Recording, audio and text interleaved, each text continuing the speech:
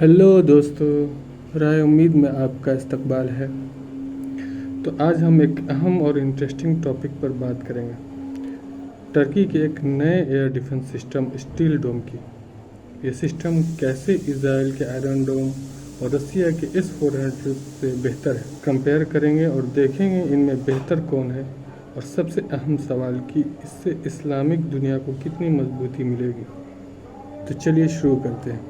तो बात सबसे पहले करेंगे हम दुनिया के सबसे ज़्यादा टेस्टेड और successful air defence system Iron Dome की।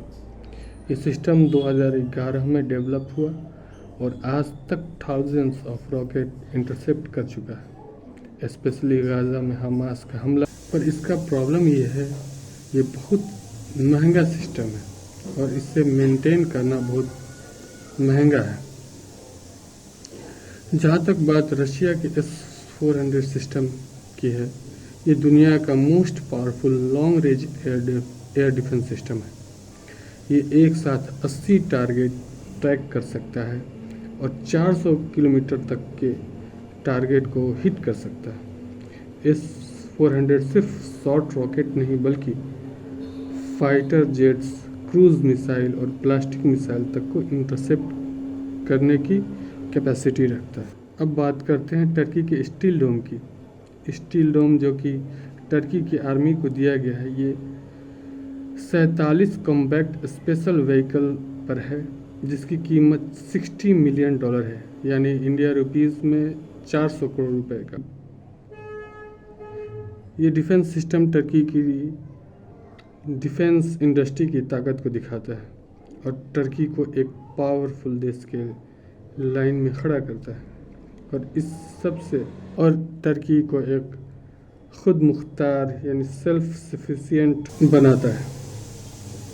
ये डिफेंस नई दुनिया का नया तकनीक से टर्की की हिफाजत करेगा और ये सुपरसोनिक हाइपरसोनिक मिसाइल से भी टर्की को रॉकेट, हाइपरसोनिक मिसाइल और यहाँ तक कि केमिकल ड्रोन अटैक से भी टर्की को बचाएगा। इसमें गजब के कंबाइंड रडार सेंस सिस्टम है।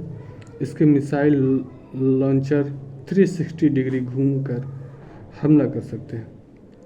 इस सिस्टम ने सबसे ज़्यादा इजराइल की बेचैनी बढ़ाई है और इसने अर्दोगान को ये ताकत दी है कि अर्दोगान 2 साल से सिर्फ बात कर रहा था, आज पहली बार इसने इजराइल से सभी डिप्लोमेटिक रिलेशन ख़त्म करने की बात कही है, जो कि बड़ी बात है।